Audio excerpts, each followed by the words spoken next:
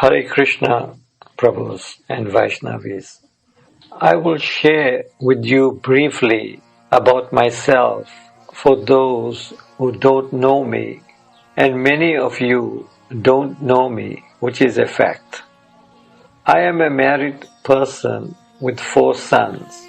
I met my spiritual master in South Africa in 1975, and I joined his organization at the end of 1976 in Cato Ridge, South Africa.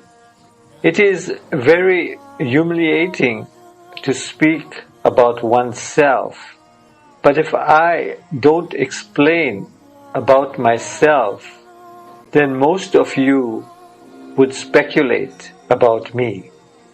Firstly, I was the only male of Indian origin to personally see Srila Prabhupada in South Africa and receive direct initiation from him. And also, I was the first male person of Indian origin to join the movement in South Africa with a friend of mine whom I introduced and preached to at the university in South Africa. The reason that I mention that I personally saw Srila Prabhupada is very important because it has 2 connotations.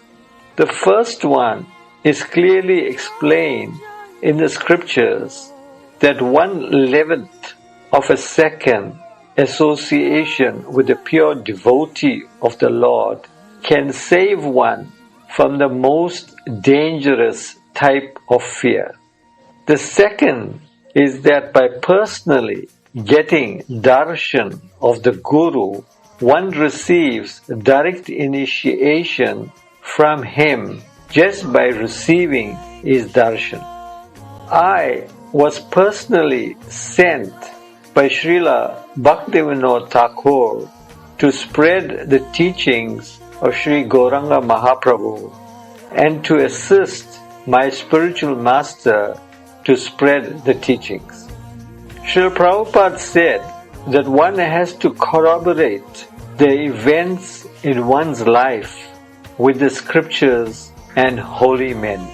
In the Bhagavad Gita, it is mentioned that if one does not finish one's spiritual journey in the previous birth, he gets another chance and takes his birth in a rich aristocratic family or in a family in a religious home.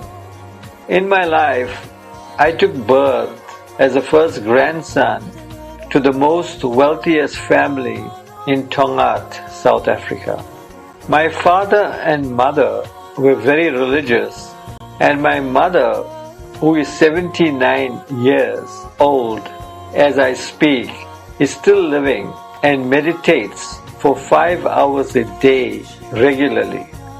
My father, who passed away in 2002, left his body as a perfect yogi, and he could see the Guru with divine vision, which he informed all of us before he left his physical body. Another incident in my life I will share with you. In 1973, I was practicing Zen Buddhism with 2 mystic Zen masters in Tongaat. One evening at the meditation session, one of the masters said that some of you are ready for initiation, and he asked us to close our eyes, and the master started to get into Turiya Avastha, which is a very deep meditation, and after that he pulled 3 of us from the congregation and said that we were ready for initiation. The Zen master then started to sing Sanskrit verses and circumambulate us, meaning the 3 of us. At that time, I did not know the Sanskrit verses the Zen master was singing. but all the words were coming out mystically from my mouth as if I knew them. Later, many of the congregation members questioned the Zen master why I was chosen for initiation because I was very new compared to many of them. The Zen master explained that I was continuing from my previous life. I recall a similar incident when Srila Prabhupada gave sannyas to Govinda Maharaj. Brahmananda Swami protested to Srila Prabhupada that he was just a new man. Srila Prabhupada told Brahmananda Swami, "You are a new man, not him. He is Krishna conscious from birth. I have many kanishta and less than kanishta godbrothers who are under the same illusion because they think that they joined earlier, that they are more senior than those that joined after them, not realizing that someone may be continuing from his previous life. Real seniority is not when you join the institute, but by realization. Kanishta means one whose spiritual life has just begun, and less than kanishta means that the real spiritual life has not yet begun, which can be easily determined by the neophyte behavior. I am now going to share with you some of my other personal experiences. In 1998, on a 10-day tour to Kedarnath and Badrinath in the Himalayas, I was daily chanting a minimum of 300,000 names of the Maha Mantra, and I could not stop chanting.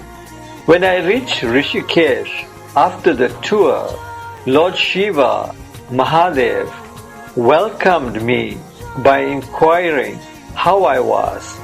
Then, in 2011, Mahadev came again to see me in South Africa, and he said he was looking for me. I could understand from these two meetings that Mahadev came to bless me.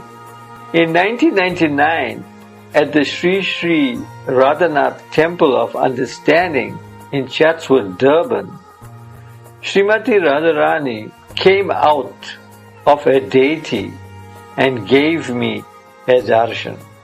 Also, at Mangal Aarti, I was blessed to see the Lord directly being worshipped by the Guru. That is why Srila Bhaktisiddhanta Saraswati Prabhupada, the Guru of our spiritual master, A.C. Bhaktivedanta Swami Prabhupada, said, "Don't try and see God, but act in such a way that God will come to see you." Once in Tulsi Aarti at the Radharanath temple, I went into Turiya Avastha and did a Manjari dance for Tulsi Devi. Giriraj Maharaj, who was present at that time and one of the leading disciples of Srila Prabhupada, asked me if I was realizing something after.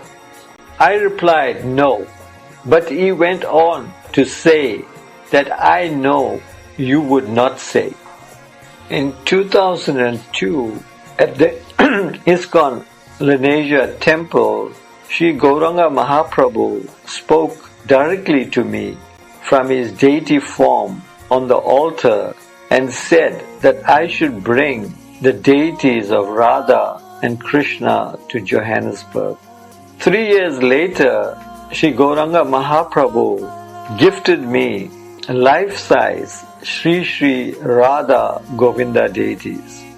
At present, I live in Radhakund and train aspiring devotees how to develop their love for the divine couple, Radha and Krishna.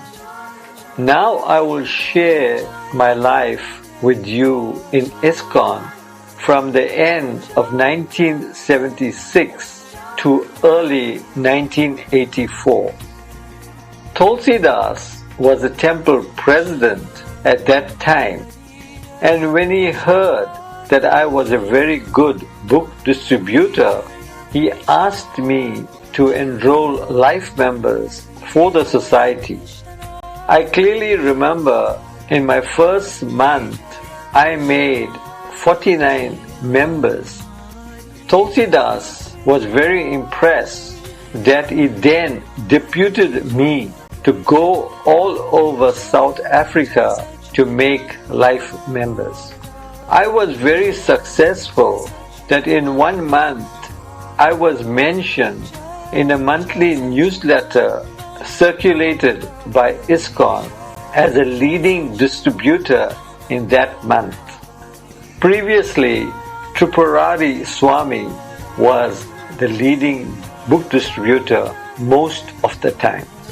For my achievements, I was rewarded to travel all over India with Jayatitha Das, who was one of the elected 11 gurus.